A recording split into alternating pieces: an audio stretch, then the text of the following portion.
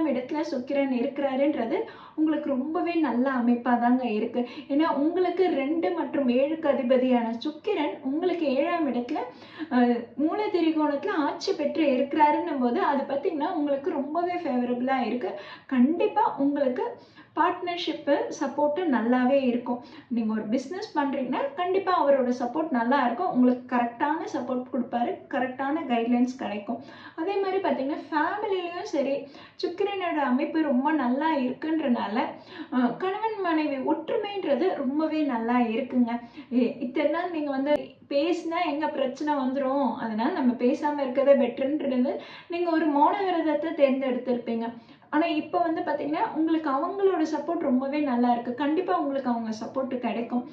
ஃபினான்ஷியலாகவும் ரொம்ப நல்லா இருக்குது. என்ன ஒரு பிரச்சனைனா 12ஆம் இடத்துல சனி இருக்கிறாரு, அதுவும் இந்த மாத இறுதியில் வக்ர நிவர்த்தி அடைகிறாருன்னும் போது நீங்கள் கொஞ்சம் அதில்